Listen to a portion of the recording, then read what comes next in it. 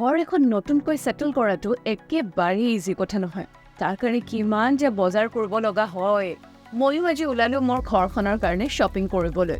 গ'লো মৈত্ৰী ট্ৰেডাৰ্ছ আৰু তালৈ গৈ দেখিলোঁ যে মই বিচৰা সকলোবোৰ বস্তু একেখন ষ্ট'ৰতে পাওঁ। ষ্ট'ৰখনলৈ গৈয়ে বহুত কেইটা বস্তু চালোঁ, যেনে আইৰণ, চিলিং ফেন ইত্যাদি ইত্যাদি। কিন্তু এইখিনিতে আমি মন কি কৰিব লাগিব জানে, যে ঘৰখনৰ ছেফটি ঘৰত থকা ইলেক্ট্ৰিকেল এপ্লায়েন্সেছৰ ওপৰত বহুখিনি ডিপেণ্ড কৰে।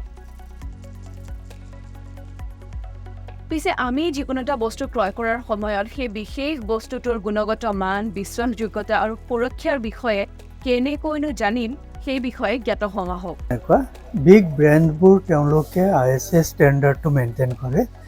এইটো ISI যিটো মাৰ্ক এটা থাকিব, তাতে দুটা নাম্বাৰ থাকে। এইটো লাইচেন্স নাম্বাৰটো থাকিব, ওপৰত এটা নাম্বাৰ থাকে। সিন্স 1950 ইণ্ডিয়ান ষ্টেণ্ডাৰ্ড ইনষ্টিটিউটৰ যিটো মাৰ্কছটো কোৱালিটি, প্ৰডাক্টৰ কোৱালিটি, স্পেচিয়েল ছেফটি মেজাৰৰ কাৰণে এইটো দিয়া হয়। বস্তু লওঁতে ISI মাৰ্কটো চাই ল'লে ছেফটিৰ কাৰণে ভাল। যেনেকৈ ইয়াতে এই টপটো 6 এম্পিয়াৰ হ'ব নে 15 হ'ব, কিমান লোড আছে, এইবোৰ গোটেইখিনি চাই চিতি দিয়া যায়। এনেকুৱা যিবোৰ প্ৰডাক্টত আপুনি প্ৰডাক্ট লওঁতে ছেফটিৰ কাৰণে চব প্ৰডাক্টতে ISI, যেনেকৈ এইটো ফেন, ফেনৰো আপোনাৰ ধৰক এইটো ISI।